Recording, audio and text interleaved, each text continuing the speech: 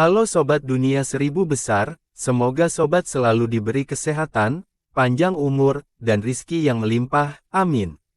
Sebelum masuk ke alur ceritanya, jangan lupa dukung channel ini ya dengan klik subscribe, like, komen, dan share, terima kasih.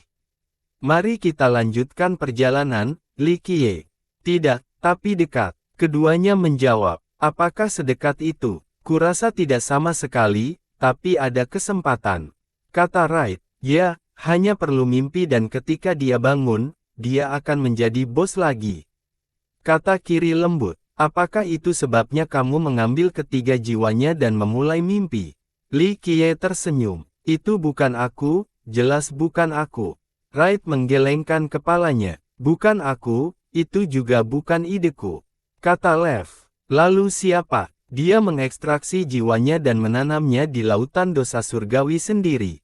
Li Qiye bertanya, di tiga mata air, tengkorak itu dikoreksi. Saat Li Qiye menatap si kembar ke bawah, mereka tidak berani mengucapkan sepatah kata pun. Ya, kami mengekstraksi jiwa tetapi itu bukan ide kami. Kata Wright, ide siapa itu? Li Qiye bertanya. Keduanya menatap pria itu dan berkata, ide bos. Kalian berdua tidak menghasutnya. Li Qiye bertanya, katakan padanya. Kanan menyenggol kiri. Anda, kiri menolak. Baiklah, kenyataannya adalah bahwa ketiga jiwanya berbeda, tidak lengkap dan artifisial, meniru apa yang dia cari. Wright harus menjawab, kehendak primordial. Li Qiye mengerutkan kening. Bagaimana kamu tahu ini? Keduanya berteriak, tidak, tunggu. Kiri menatap Li Qiye dengan intens dan berkata, kamu memilikinya. Ya, dia melakukannya. Benar berkata sebelum menatap Li Qiye, kamu menemukannya.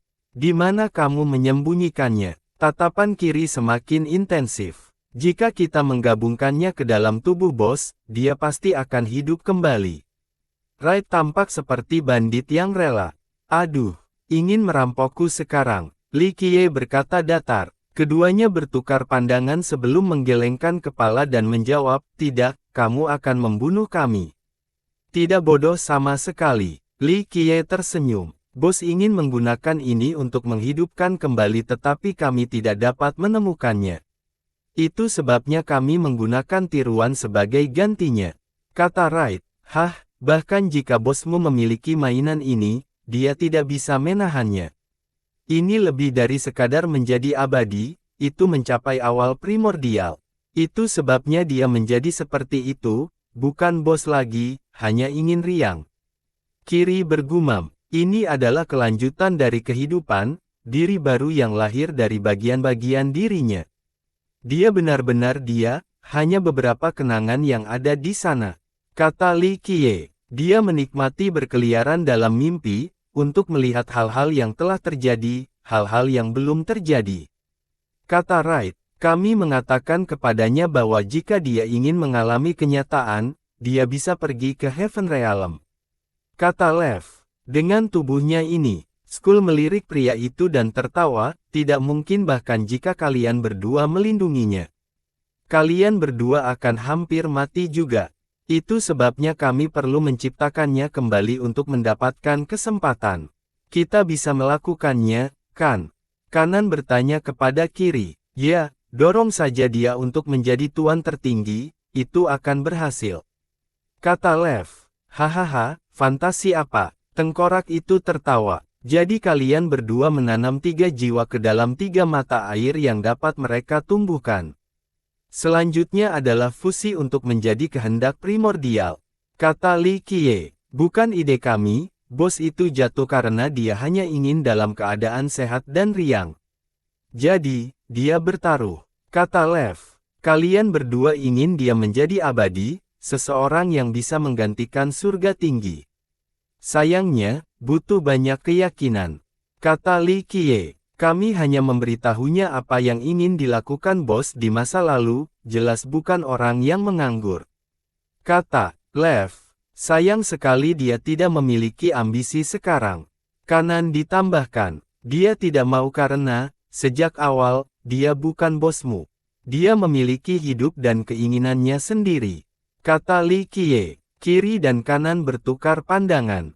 Wright berkata dengan enggan, ini bukan bagian dari kesepakatan kami. Karena dia bukan pihak lain. Bosmu sudah mati, kamu hanya mencoba membuat boneka dengan ingatannya. Kata Li Qiye. Komentar terus terang itu mengejutkan keduanya. Mereka merosot dan tidak bisa kembali ke kenyataan. Setelah beberapa lama, keduanya bergumam, bos sudah mati. Selama ini, mereka ingin percaya bahwa orang yang telah mereka bangkitkan adalah bos mereka. Sayangnya, itu hanya metode yang digunakan olehnya. Anda sebaiknya menyerah pada ide ini. Kalian berdua abadi dan bangga bisa melakukan prestasi luar biasa. Namun, penciptaan kehidupan adalah proses yang sulit yang membutuhkan kedewasaan mandiri. Jika tidak, kita ditinggalkan dengan boneka tanpa jiwa. Li Qiye menggelengkan kepalanya. Lalu apa yang harus kita lakukan? Kami berjanji untuk membawanya ke Heaven Realm. Keduanya bertanya, apakah dia mau? Li Qiye bertanya. Keduanya menatap pria yang sedang tidur itu dan berkata, tidak.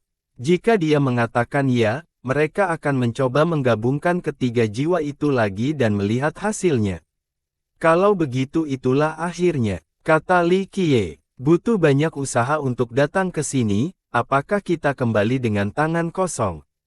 Kata Kiri lembut, tidak bisa menyeretnya kembali karena begitu kamu berada di sana, kamu akan menemukan mayat di sebelahmu dan bukan dia.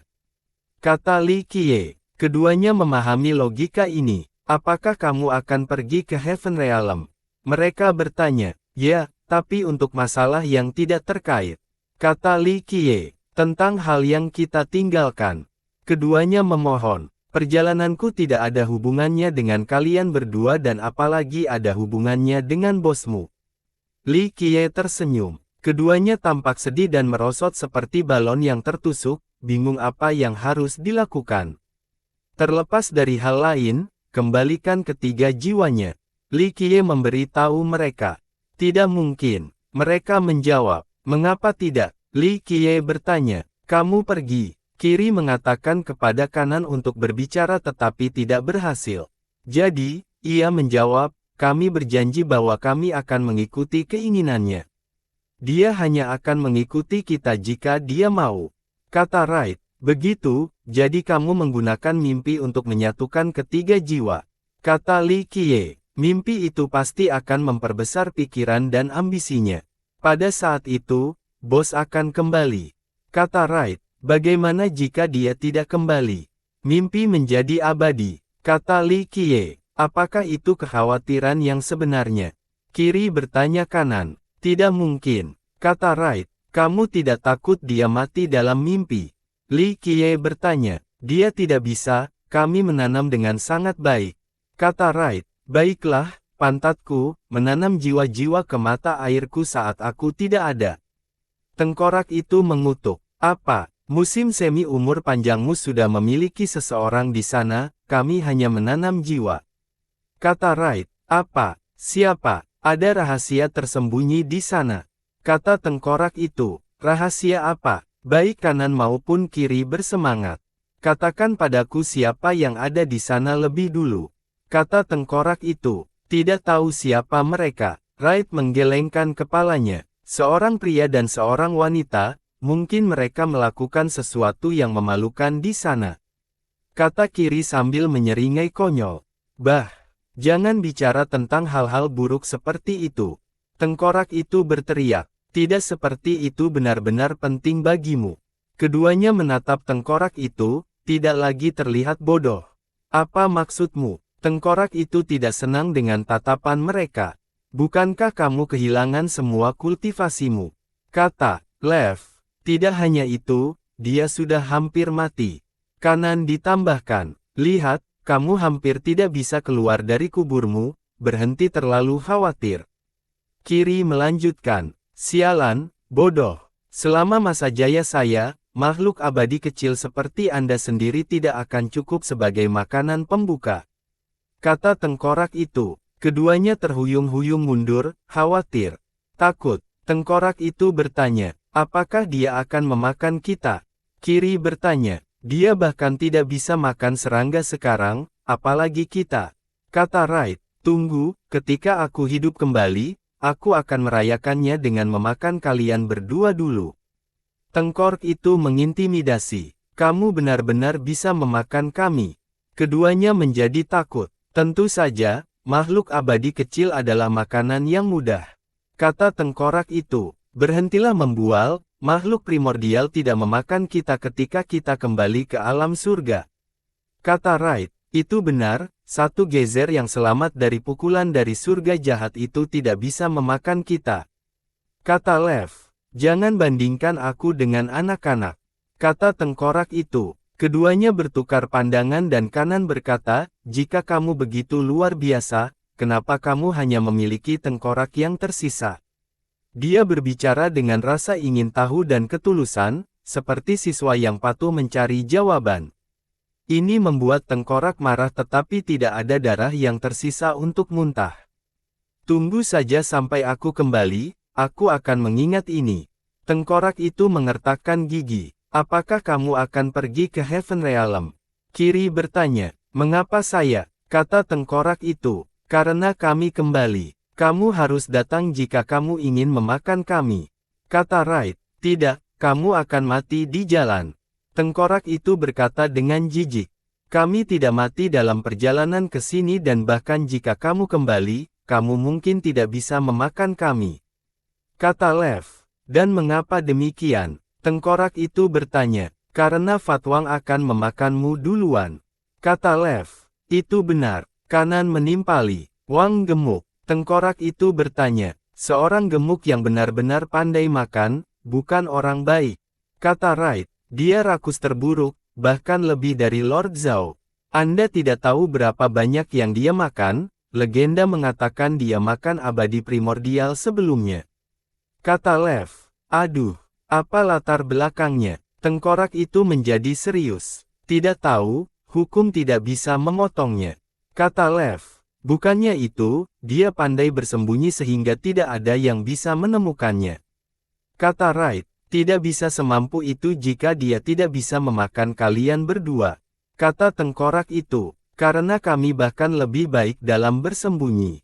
Kiri dan kanan menjawab, Tuan Zhao juga melakukannya, tetapi tidak ada yang membicarakannya. Kiri bergumam, oke, cukup bicara, kembalikan ketiga jiwa itu.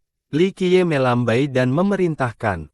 Kamu lakukan. Si kembar menanggapi, mengapa saya? Li Qiye memelototi mereka. Dia tidak akan keluar jika itu kita, belum lagi janjinya.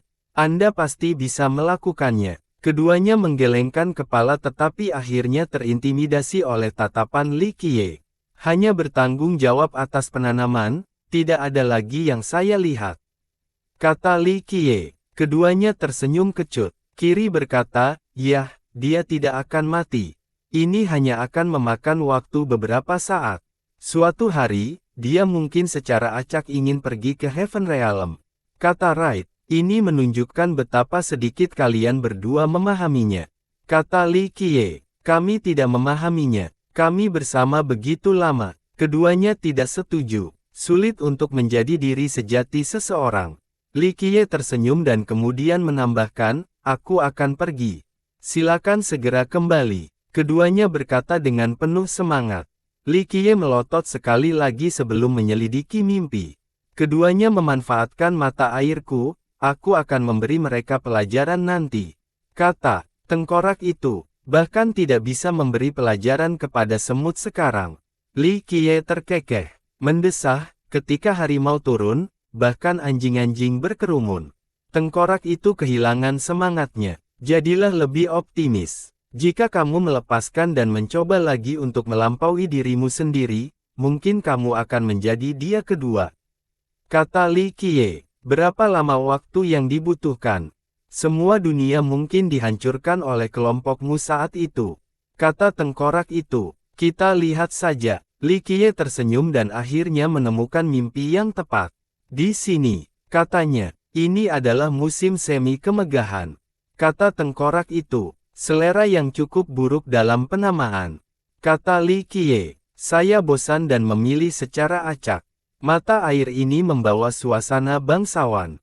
Kata tengkorak itu, bukan bau kakimu. Li Qiye menjawab, Bah, aku orang yang berselera, oke. Jangan terlalu vulgar, tengkorak itu membalas. Li Qiye kemudian fokus pada dunia mimpi di hadapannya, tanah tak terbatas tanpa akhir terlepas dari tatapan surgawi seseorang. Di dalamnya ada pohon-pohon emas. Beberapa tumbuh di alam liar sementara yang lain tumbuh di atas puncak. Namun, 6 yang terbesar tumbuh di ruang itu sendiri, menempati 6 sudut besar. Seseorang bisa melihatnya di lokasi manapun sambil melihat ke atas. Lubang-lubang besar dan kawah tersebar di seluruh daratan, melukiskan kesan tambang biji. Baik pengunjung maupun penghuni yang lahir dalam mimpi berkeliaran. Namun, yang terakhir tidak bisa pergi karena mereka akan bubar tanpa kekuatan mimpi. Gila, mereka menggali habis-habisan. Li Qiye berkomentar, haha, semua untuk emas bawah tanah. Tengkorak itu tertawa, benar, untuk logam ilusi.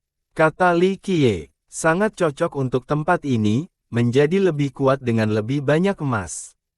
Godaan itu tak tertahankan. Tengkorak itu berkata, Anda tahu, kedua makhluk abadi kecil itu agak mampu. Mereka menanam jiwa di sini dan membangun dunia nyata seperti itu. Itu karena jiwa berbeda, kata Li Qiye, dan Anda memiliki yang asli. Tengkorak itu meliriknya. Dia hanya tersenyum sebagai jawaban. Bagaimana Anda ingin menemukan mereka? Tengkorak itu bertanya, memiliki pemandangan yang bagus dari desa emas dan Paramon. Bagaimanapun, mimpi itu terjadi di tanah aslinya dan mengandalkan kekuatannya sebagai bahan bakar. Jika tidak, ketiga jiwa itu saja tidak cukup untuk menjaga mimpi. Satu persatu, kata Li Qiye. Mengapa tidak menguras mimpi saja sehingga Anda dapat melihat mata air dan jiwa? Sederhana dan efektif. Tengkorak itu menyarankan, dan kemudian sempurnakan ketiga jiwa dan kembalikan mereka ke tubuh. Itu tidak sulit bagimu. Aku tidak ingin idiot, menguras mimpi akan menghancurkan semua kenangan dalam jiwa juga. Kata Li Qiye, tapi itu bukan ingatannya, hanya yang dari kehidupan sebelumnya yang tertanam oleh keduanya. Tengkorak itu tidak setuju. Mungkin aku harus membiarkannya tinggal di sini dan melestarikannya saat itu. Kata Li Qiye, hah, sepertinya kalian berdua cukup dekat. Apa hubunganmu? Tengkorak itu bertanya, sangat usil. Kata Li Qiye, tengkorak itu cukup pintar untuk berhenti mengejar masalah ini. Saat keduanya menyeberang gunung besar, seseorang memperhatikan mereka dan melambai, pengunjung. Dia mendarat di hadapan keduanya dan berkata, pengunjung, harap berhati-hati karena di sini tidak aman sekarang. Dia mengenakan jubah hijau dan menyembunyikan auranya. Namun, dia jelas merupakan leluhur primal yang perkasa. Untaian anima primal masih mengalir darinya. Dia terlihat sekitar 20, tidak terlalu tampan tetapi memancarkan kehadiran yang solid seperti patung. Dia juga memancarkan suasana kuno seolah-olah dia telah melangkah keluar dari sungai waktu. Dia memiliki mata ketiga di antara alisnya. Itu dekat, tetapi masih kadang-kadang memancarkan cahaya perunggu. Itu hanya membuatnya lebih menyenangkan. Bagaimana tidak aman sekarang, kata tengkorak itu. Pemuda itu melihat tengkorak yang berbicara dan membuka mata ketiganya. Pop, sebuah mata raksasa muncul di belakangnya, menangkap aliran hukum dan Dao. Sepertinya telah dilahirkan di alam abadi selama era sebelum jatuh ke dunia fana. Mata perunggu biru, siapa yang memberikannya kepadamu? Li Qiye mengerutkan kening. Haha, pasti bocah itu. Tengkorak itu tertawa, dia satu-satunya di Three Immortals yang bisa melakukannya ketika tidak menghitung kita. Pemuda itu terhuyung-huyung mundur setelah mendengar ini dengan ekspresi terkejut. Matanya tidak melihat apa-apa dari Li Qiye meskipun sudah terbiasa dengan batasnya. Ini tidak terbayangkan karena mata bisa mematahkan semua ilusi dan melihat kebenaran. Saya minta maaf karena tidak menyadari bahwa saya berada di hadapan Tuan. Dia menutup mata ketiganya dan membungkuk, saya diberi gelar perunggu oleh rekan-rekan saya. Bolehkah saya menanyakan nama Anda?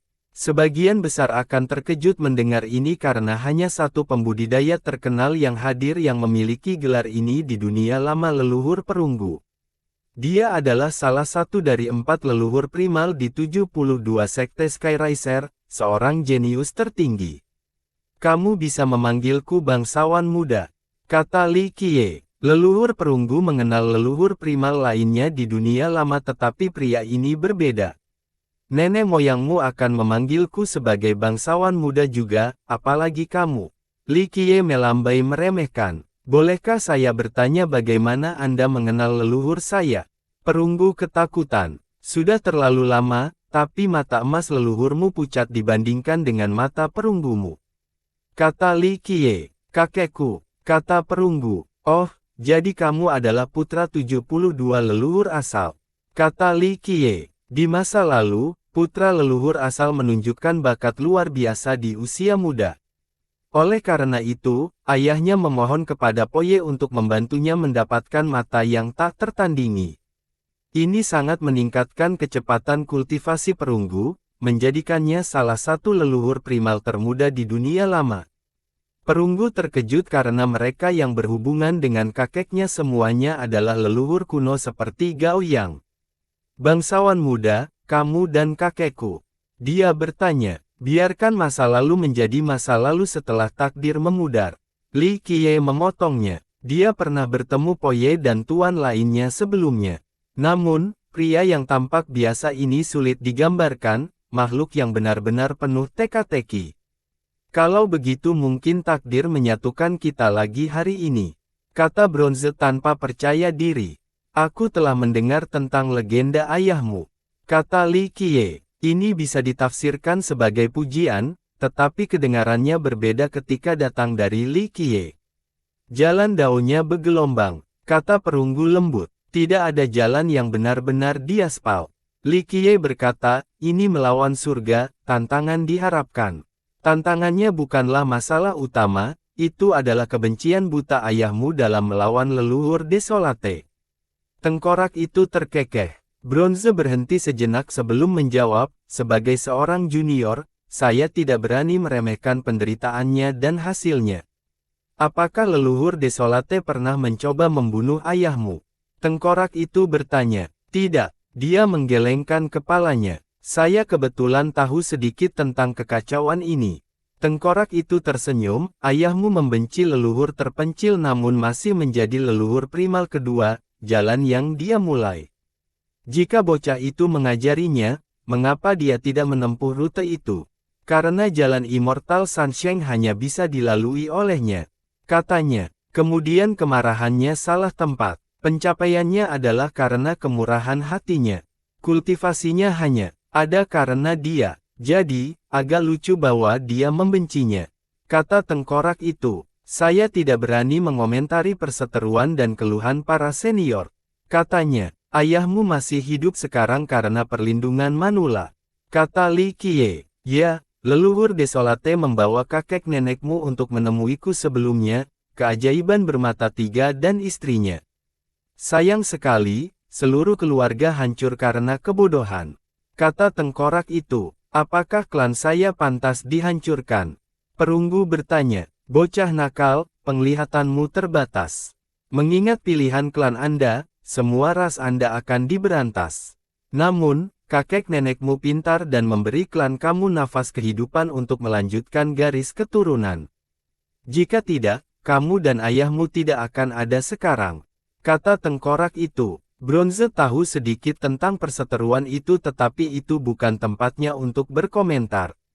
Ayahnya membenci leluhur terpencil karena setelah kakek neneknya meninggal dalam pertempuran memperjuangkan leluhur terpencil, ayahnya dikeluarkan dari garis keturunan Dao. Ayahnya mengaitkan penderitaannya dengan leluhur terpencil. Namun, semuanya dimulai dengan nenek moyang mata dewa yang mencoba membunuh leluhur desolate terlebih dahulu. Kakek neneknya tidak dapat mengubah keputusan nenek moyangnya. Kematiannya yang dikabarkan membuat marah banyak pembudidaya kuat seperti Everlasting Jiang dan leluhur kuno lainnya. Anggota surga hidup dan mati ingin menghancurkan sistem mata dewa. Dia entah bagaimana selamat dari cobaan itu dan kembali lebih kuat, membunuh 3 nenek moyang setelahnya.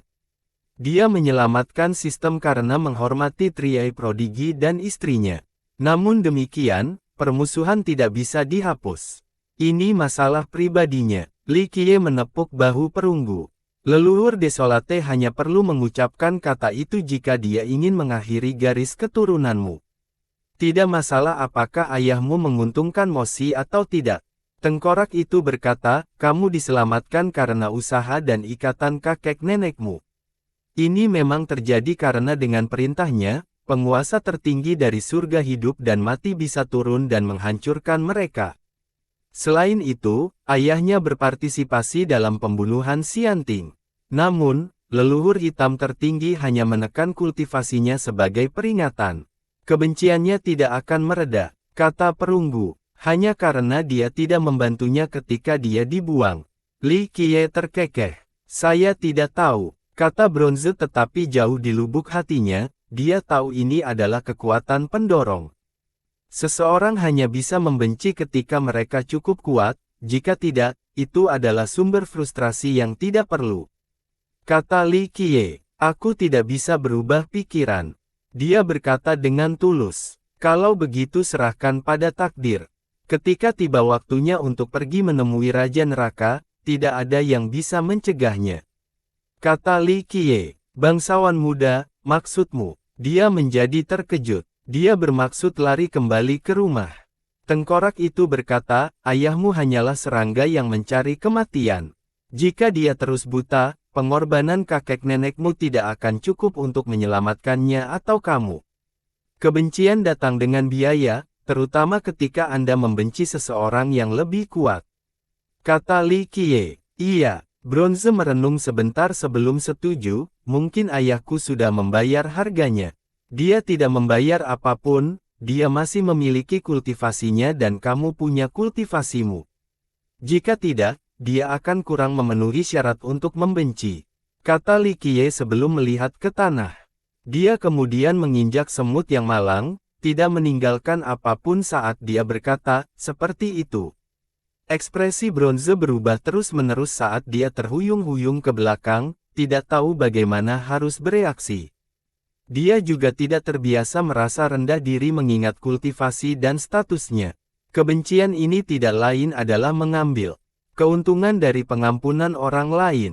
Li Qiye melanjutkan, itu berlaku untukmu juga, kamu terhindar karena kakek nenekmu. Tengkorak itu tertawa. Seorang leluhur primal biasanya mengalami kesulitan menerima ancaman. Sayangnya, ini dimaksudkan untuk menjadi nasihat. Apa yang akan kamu lakukan, bangsawan muda? Perunggu menarik napas dalam-dalam. Tidak bisa menghentikan seseorang yang ingin mati. Yang bisa saya lakukan adalah menyerahkannya untuk melihat Raja Neraka. Kata Li Qiye. Dia merenung dalam diam sebelum menjawab, sebagai seorang putra, saya tidak dapat mengubah pikiran ayah saya. Keputusan ada di tangan Anda untuk membuat, menemaninya dalam kematian atau melestarikan garis keturunan. Kata Li Qiye, dia tidak memiliki tanggapan. Pergi, niat baik kakek nenekmu hampir habis. Dia pantas mati sekarang. Li Qiye melambaikan tangannya. Setelah hening sejenak, dia menarik napas dalam-dalam dan membungkuk, saya mengerti, bangsawan muda, dan akan melakukan yang terbaik. Karena itu, dia meninggalkan desa emas sepenuhnya sementara duo itu melanjutkan. Semua orang sibuk menggali karena emas adalah kekuatan di sini. Tidak ada yang bisa lepas dari hukum ini, bahkan leluhur primal sekalipun. Dao itu sekunder untuk emas, meskipun masih berguna. Pembudidaya yang lebih lemah berfokus pada tingkat atas tanah sementara kaisar yang lebih kuat dan dewa yang sunyi memindahkan gunung dan menggali bumi untuk menemukan tambang. Beberapa leluhur primal dan pembunuh surga berakar di tanah, membiarkan pohon emas mereka menyerap emas di sekitar mereka. Biji berubah menjadi cairan yang mengalir menyatu menuju satu titik. Proses pengumpulan menjadi lebih mudah setelah mendapatkan pohon. Hukumnya meningkatkan kultivasi dan mengubah seseorang menjadi raksasa emas. Peningkatan kekuatan di dunia mimpi bertahan di dunia nyata sampai batas tertentu. Waktu juga mengalir lebih cepat tetapi emas juga meningkatkan umur. Semua ini memuncak dalam nafsu makan yang tak terpuaskan untuk menggali. Ledakan meledak di mana-mana saat pembudidaya yang kuat mengubah lanskap. Beberapa memindahkan gunung dan membawanya ke tempat lain untuk ekstraksi emas. Secara keseluruhan, pembudidaya terus tumbuh lebih kuat, terutama mereka yang memiliki pohon yang tertanam di tanah. Baik kultivasi maupun umur meningkat secara dramatis. 6 pohon berdiri di atas yang lain, terlihat dari lokasi manapun. Mereka bervariasi dalam bentuk tetapi hukum emas yang berasal dari mereka dapat menyempurnakan segalanya. Mereka milik Kaisar Al-Krusa, leluhur tatapan lautan, Kaisar Iblis Luosha, leluhur tombak besi, leluhur pemecah bumi, dan Buddha bangkit. Mereka adalah 6 raksasa desa emas karena hukum mereka yang ada di mana-mana, menjulang tinggi di atas yang lain. Alkdir adalah kasus khusus karena dia jauh lebih lemah dibandingkan dengan 5 lainnya. Namun, dia memiliki hubungan khusus dengan desa dan menemukan banyak ranjau. Dengan demikian, dia menjadi yang pertama dengan pohon dan yang terkuat dari 6-nya. Bersambung.